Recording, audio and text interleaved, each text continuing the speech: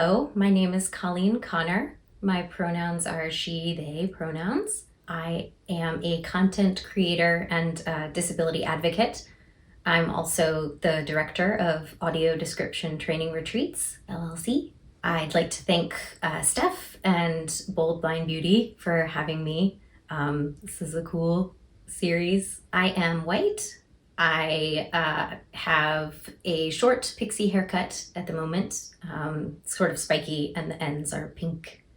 I'm wearing a purple shirt and some jewelry, including a braille necklace. I have cone rod dystrophy, which is a degenerative eye condition. I lost my sight over time, so I significantly started losing my vision at like 14, right when everything is a big deal. You're going to high school. That was when I needed accommodations to complete my studies. So things like large print and equipment, assistive technology, to get through school and to succeed. When I went to college, I ended up majoring in musical theater.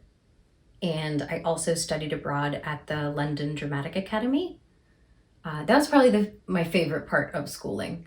Was when I was over in the UK. They were very hard on me, which was great.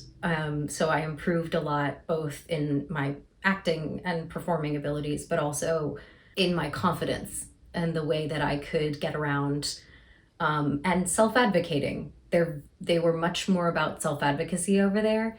And as I got older, I gained more of the language to express myself as to what I needed. Once I graduated college, I auditioned for everything and anything, both screen and stage auditions all over the place. And it was not sustainable for me. It's a lifestyle that is competitive even if you do not have a disability, and certainly having a disability and some mental health stuff and physical health stuff, it just became way too difficult. And I wasn't making any money. And of course, unfortunately, that has to happen to live. So I ended up staying at my job in a museum in Washington, D.C. I did start a podcast and a YouTube channel, Blind Inspiration Cast, which I update when I have the spoons to do that. In working at the museum, I realized that they didn't have one of those pre-recorded audio described tours. And I wanted to take a look at what they had. I realized it wasn't very accessible. And you had to, if you were blind, you would come to the museum, you had to book 2 weeks in advance so they could schedule someone to read the tour to you and walk you around. And I just thought to myself, this is silly. Can I redo it? I basically rewrote the entire audio description tour for this museum, and I got hired for a few other exhibition jobs doing the audio described tour.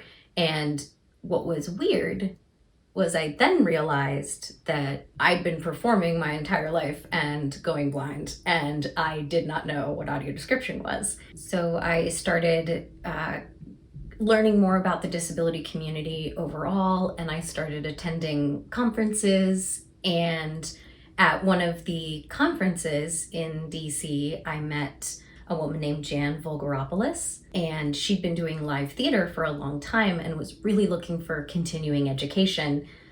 And we met at this conference, and she was like, there's not really a structured training that is about practice and feedback and networking. And so Jan was like, I think I'm going to create the training that I think I would like.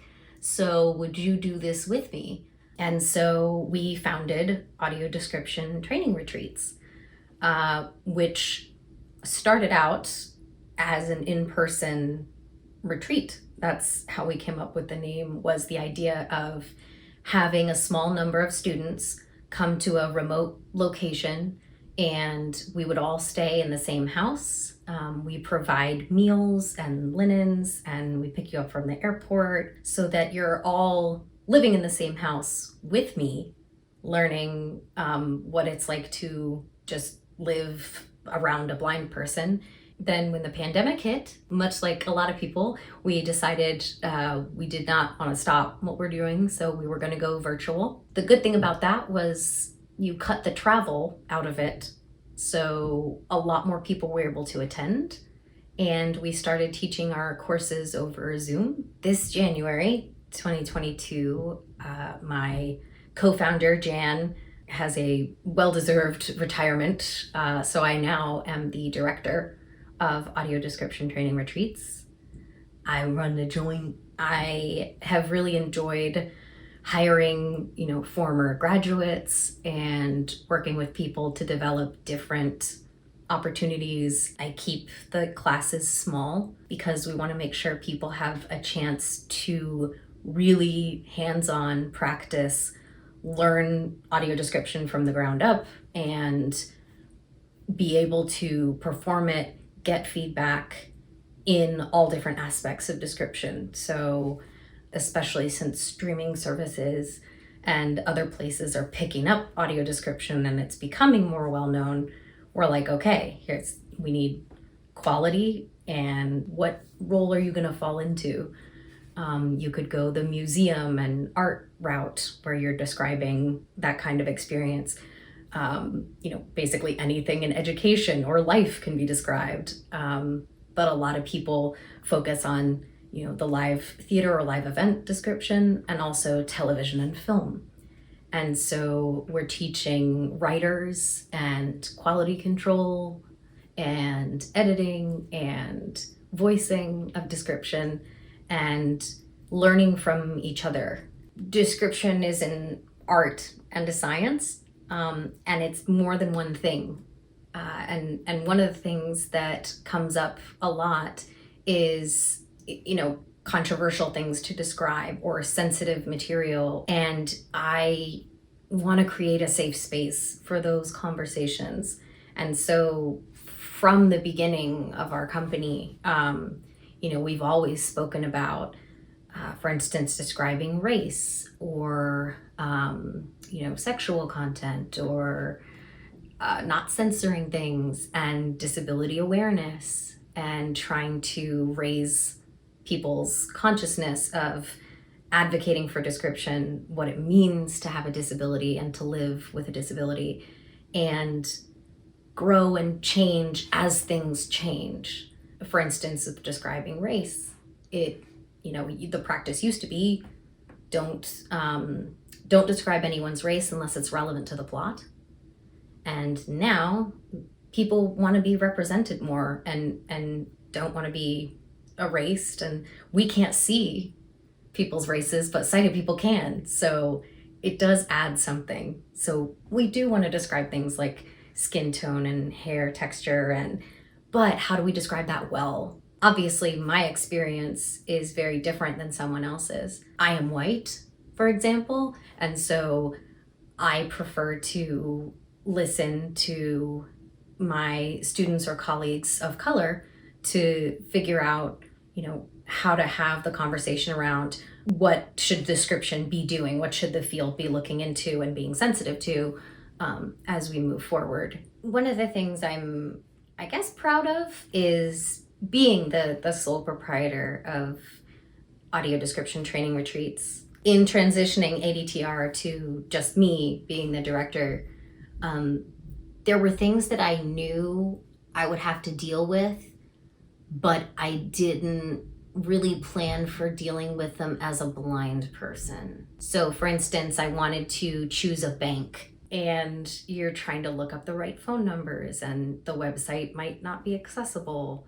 Google does an update, and then I can't work Google Drive when I'm trying to hire teachers, or thank God I've hired an admin and she's been incredibly helpful, just because even if something is accessible, you have to learn it with your eyes closed. I happen to be an incredibly visual learner, and switching to auditory and trying to learn a new thing while using a screen reader and still running the business part of it, like answering emails and people asking about trainings and like, when are you coaching? Like, what are you and I'm like, I don't know. no time. There's all these elements to it, but then you have to think about, and I can't see.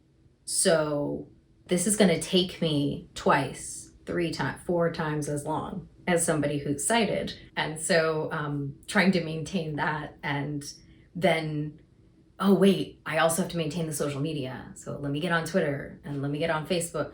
I leave Facebook. Okay, let me get Instagram, TikTok. The kids are doing TikTok. I gotta get on the TikToks. I gotta do this. Look at my dog. She's pretty. Just look over there. Don't look over here at the business. That is not happening. And it was just me. And so I realized basically the thing that I needed was help. I had to sort of eat my own advice, because I tell people all the time, we all need to collaborate and work together, and it's okay to need other people. So I'm grateful to have the community that I have with ADTR and with describers all over the world, and whatever I can do to help.